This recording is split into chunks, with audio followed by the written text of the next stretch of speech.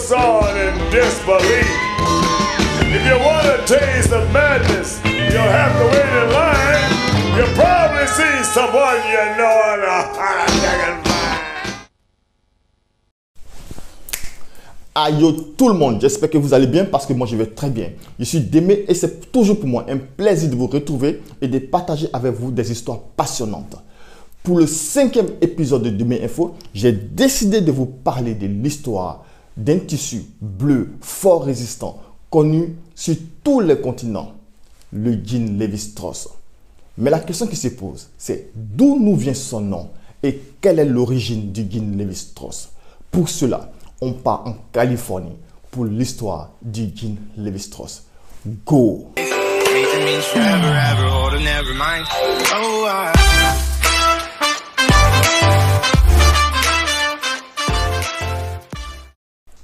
Nous sommes au XVIe siècle. La République indépendante de Gênes en Italie est à son apogée.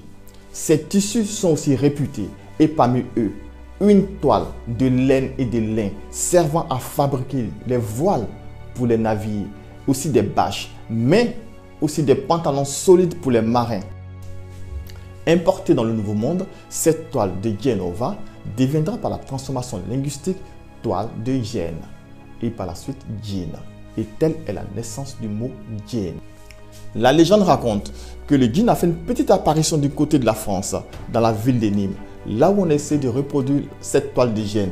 Et le résultat a été d'obtenir un tissu robuste fait de mélange de laine et de soie. Et le nom du tissu est Serge de Nîmes. Sa couleur était bleue et on obtenait cette couleur d'une manière naturelle grâce à deux plantes, l'indigotier et le pastel des teinturiers.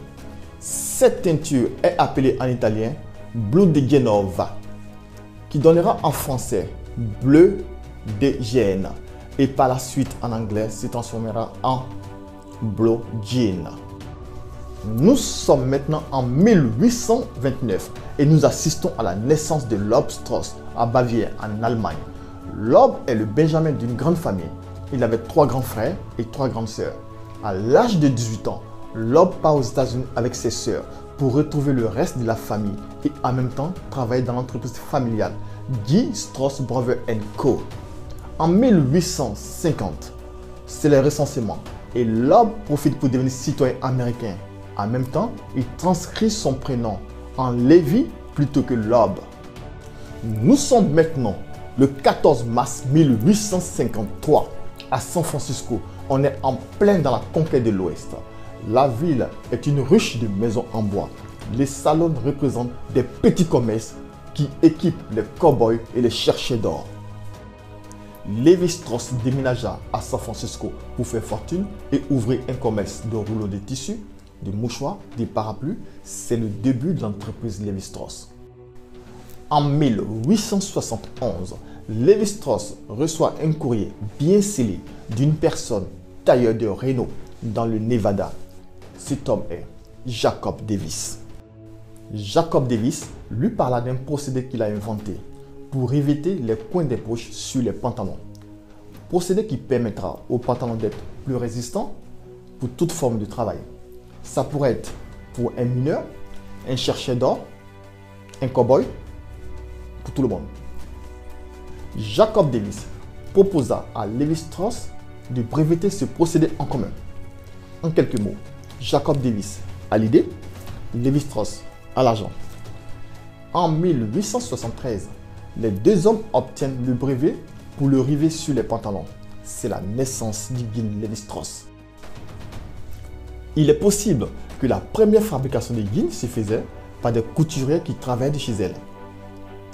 Dans les années 1880, Lévi-Strauss louait encore des locaux d'usine. Puis un jour, il acheta sa propre usine au sud de Market Street. Il savait que la demande serait formidable pour s'arriver sur les salopettes. Ainsi, Lévi-Strauss amena Jacob Davis à San Francisco afin de superviser la première installation de fabrication de la côte ouest. Jacob Davis et Lévi-Strauss ont été confrontés au problème suivant. Ils devaient faire comprendre aux consommateurs la force de les vêtements, en prenant en considération qu'il y a quelques personnes dans l'Ouest lointain qui ne sont pas capables de lire. Alors pour eux, une image mémorable était la meilleure façon de résoudre le problème. En 1886, l'image de 2 chevaux essayant en vain de déchirer un jean a été utilisée pour la première fois. C'était un succès immédiat. Les clients l'appelaient la marque des 2 chevaux ou encore le pantalon des chevaux. C'est dans les années 1928 que le nom de Levi's a commencé à être utilisé. 501 était à l'origine la référence du lot de tissus utilisés pour la première fabrication. Présentait l'avantage d'être facilement mémorisable et rapidement écrit sur les bons de commande des vendeurs. C'est même d'ailleurs ce qui a motivé Lévi-Strauss à baptiser la plupart de ses futurs jeans par le nombre à 3 chiffres en commençant par 5. Dans une Amérique au marché florissant, la concurrence grandit très vite et Lévi-Strauss doit innover pour pouvoir avancer. Alors pour cela, il place sur les poches arrière des surpiqûres orange, le fameux double stitching. C'est le véritable acte de naissance du jean, car tout ce qui fait le jean d'aujourd'hui est là. La toile, les rivets et même des surpiqûres. Le 26 septembre 1902, fin du premier chapitre de l'histoire de Lévi-Strauss. Avec sa mort, il était âgé de 73 ans. Comme il n'avait pas d'enfant, ce sont ses neveux qui ont pris le flambeau de l'entreprise familiale et vont pouvoir s'exprimer à leur tour en nous présentant leur talent. Le denim pour tous. Cette vidéo est maintenant terminée. J'espère qu'elle vous aura plu. N'hésitez surtout pas à la partager, à la liker et surtout abonnez-vous. Car derrière une grande marque se cache toujours une très belle histoire. Et moi, je vous attends pour la prochaine. À bientôt.